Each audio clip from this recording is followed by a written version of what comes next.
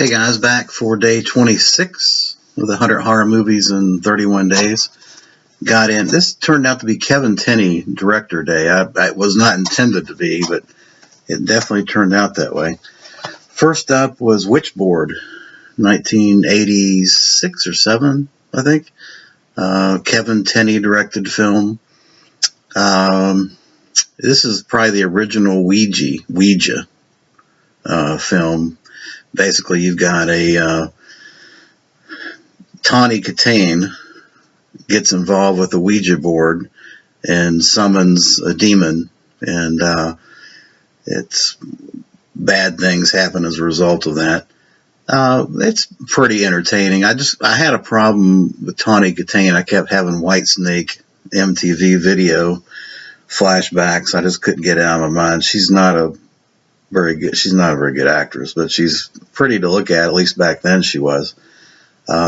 She's kind of had a rough go of it here recently in the 2000s, I guess. She drugs and got arrested, number of different things going on there, but back in the 80s she was kind of a big deal because of Whitesnake and MTV.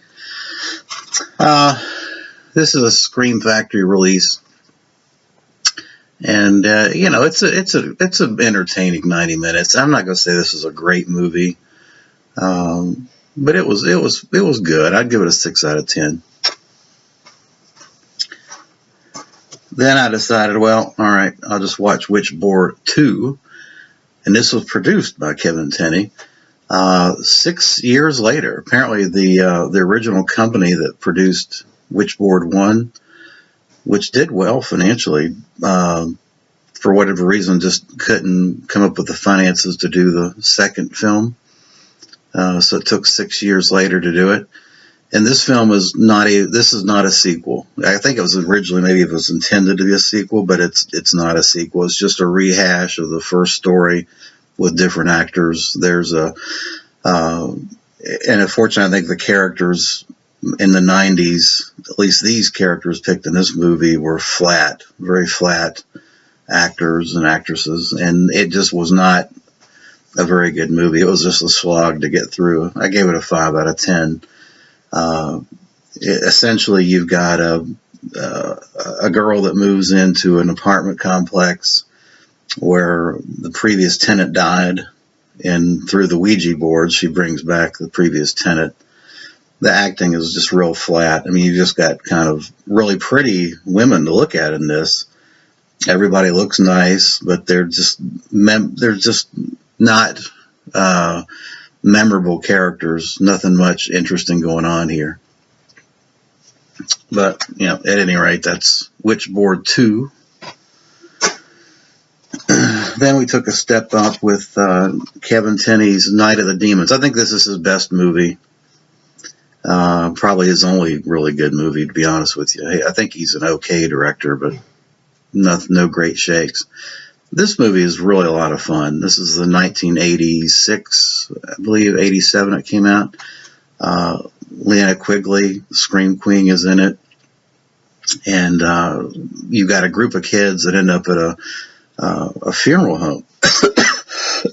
Excuse me. They got a party at a funeral home that turns into a demon fest.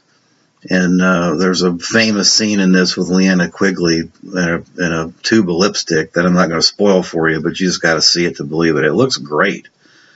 Special effects are great. The makeup is great in this. A lot of fun. Great dialogue, and I thought the characters and the people playing the Stooge was good in it. Really good characters in this.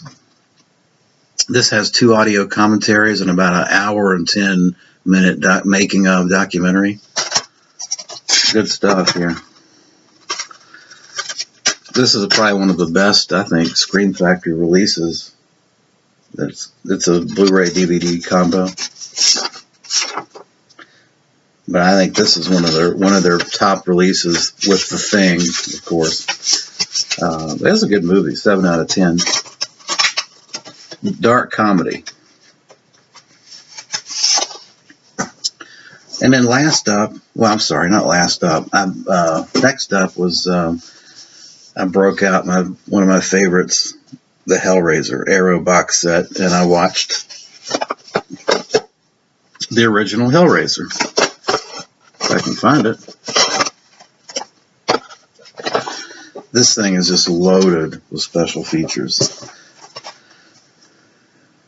Hellraiser, 1987 goodness, one of the best films of the horror films of the 80s, and this is the film that catapulted Clive Barker into stardom.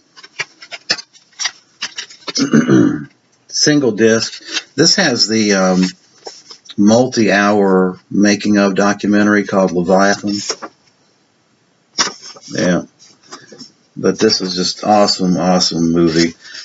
Now I will say this: the picture quality, ironically, as much as I like to praise Arrow, there was a lot of green in a number of scenes. Really grainy, muddy picture. In a number of the scenes where Frank is kind of coming through his metamorphosis in the room, and those couple of those scenes, it didn't look very good at all. But other than that, it's a great release. Sound quality is fantastic. It's a great film, wonderful film. I'm going to do Howling. I did Howling next. That's a little teaser. I'm going to do Hellraiser 2 tomorrow, and maybe 3 if I can get it in. Last up, Howling 6, The Freaks. This was a decent film. Thank God, because the last 3 were just garbage. Howling 6, The Freaks was actually a passable direct-to-video movie that came out in '91.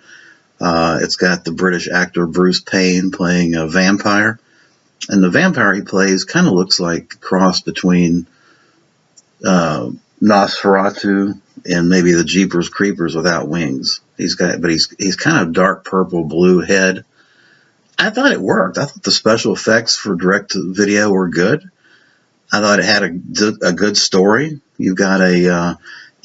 This guy's kind of a wanderer type, wanders into town, and of course he's afflicted with the vampire curse. He gets involved with a traveling circus, which has also this vampire in it, and a lot of different killings and things evolve. Of course, the vampire and the werewolf face off at the end of the film.